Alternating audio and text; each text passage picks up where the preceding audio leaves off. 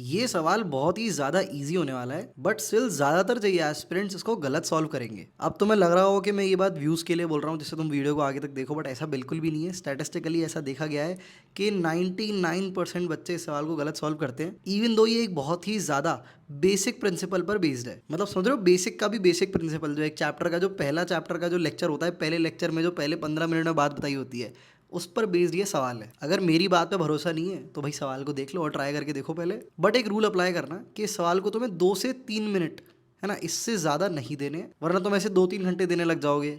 फिर तुम कहीं ना कहीं से क्रैक कर लोगे कि ये बंदा हमको पता है ट्रिकरी बढ़िया खेलता है, तो हम फंसेंगे नहीं इसके जाल में। ठीक है, तो 2-3 मिनट का टाइमर लगा के करना, और फिर मुझे कमेंट्स में ज़रूर बताना कि तुम्हारा पहले आंसर क्या आया। उसके बाद दूसरा कमेंट अपने कमेंट का रिप्लाई में कर सकते हो, पुराने कमेंट को एडिट कर सकते हो कि क्या तुम्हें फील हुआ रियलाइज करते वक्त एक्चुअल आंसर देखकर। All right guys, so enough of suspense, let's get to the point. बहुत ही बेसिक सवाल है, एनसीआर बाइनोमियल थ्योरम्स का सवाल है। बेसिक है और चिंता मत करो, प्रॉपर्टी वगैरह सच कुछ बहुत टफ चीज़ नहीं लगाऊंगा तुमसे मैं। इसकी वैल्यू जो है आपकी 7c2 के बराबर है। ठीक है, आपको बड़ी बेसिक सी चीज़ करनी है कि n+r की मैक्सिमम वैल्यू बतानी है। वीडियो को पॉज करें, 2 से 3 मिनट दें, स्टॉप वॉच चलाएं और इसका सोल्यूशन मुझे बताएं, आंसर मुझे बताएं। कमेंट्स में पहले आंसर कर देना, ठीक है, एंड मेक श्योर कि किसी और का कमेंट तुम ना देखो। All right, so now is our time for the solution. तो बड़ा ही आसान सवाल था, काफ़ी लोगों ने मतलब बढ़िया एकदम एनसीआर को चेक किया एंड दे रिमेंबर कि भाई इसकी तो एक बहुत बढ़िया प्रॉपर्टी होती है, NCR is equals to NC n-r। तो अपन क्या करते हैं, इस 7c2 को कन्वर्ट कर देते हैं 7c5 में, तो ये भी आपका एट द एंड NCR के बराबर ही होगा।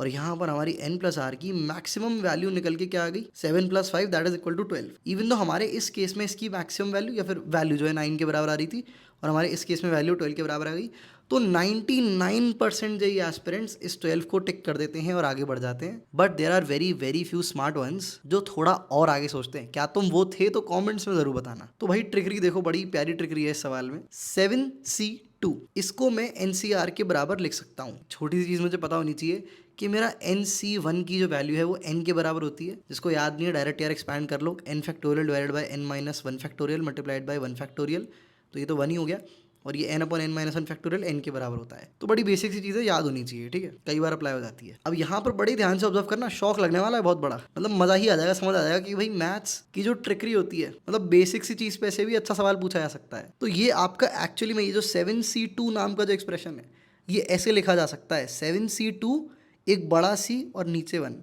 Is equal to NCR। अब मज़ा आ गया भाई बहुत सारे बच्चों को, भाई ये क्या ही राज खोल दिया भाई, एकदम से दिमाग ही ख़राब कर दिया।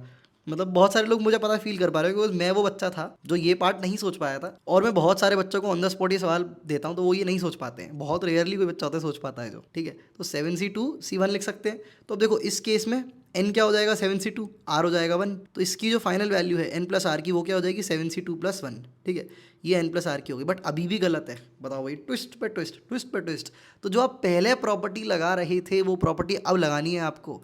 प्रॉपर्टी क्या कहती थी, NCR equal to NC n-r। लिख देते हैं इस प्रॉपर्टी को एक बार, NCR is equals to NC n-r। तो अब ये प्रॉपर्टी अगर लगाएंगे तो देखो इसमें कन्वर्ट हो जाएगा 7c2c बड़ा वाला c, और नीचे क्या आएगा n-r, दैट इज 7c2 -1, है ना। ये देखो सेम ही चीज़ है, ये इसके बराबर है और ये पूरा इसके बराबर है, सब कुछ सेम है ना, बस हम लेफ्ट हैंड साइड में चेंज कर रहे हैं। एट द एंड ये भी NCR के बराबर रहेगा। बट अब जो अरेंजमेंट आ गया है, उस अरेंजमेंट में आपकी n+r की जो वैल्यू है वो हो जाएगी 2 मल्टीप्लाइड बाय 7c2 और साथ में -1। तो ये आपका फाइनल आंसर होगा। कितने बच्चे इसको क्रैक कर पाए थे? नहीं कर पाए थे, कोई नहीं, सीखने को मिला, पता चला कि मैथमेटिक्स की ब्यूटी क्या होती है।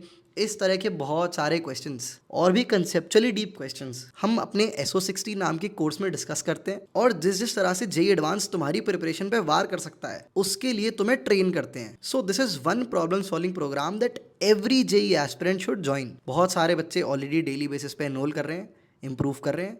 Now it's your turn. Details के लिए आप डिस्क्रिप्शन में जाके चेकआउट कर सकते हैं। इनफैक्ट ये सवाल भी एक सेटो 60 का ही सवाल है, इसको मैं चाह नहीं रहा था यूट्यूब पर डालूं जिससे सेटो 60 की एक्सक्लूसिविटी जो है मेंटेन रहे, बट ठीक है, कोर्स में और भी बहुत सारी चीज़ें ऐड ऑन करते जा रहे हैं रेगुलर बेसिस पे, तो और भी चीज़ें हैं जो उसे और ज़्यादा एक्सक्लूसिव बनाती हैं। तो मैंने सोचा एक सवाल बाकी बच्चों के साथ भी शेयर कर दिया जाए। ऑलराइट गाइस, आई होप काफ़ी मजा आया होगा। एक्सपीरियंस जरूर शेयर करना, फीलिंग जरूर शेयर करना। मेरा favourite, one of the most favourite question of mathematics है ये, IIT जेईई डोमेन को कंसिडर करते हुए। So yeah, that's all for this one guys, see you in the next one.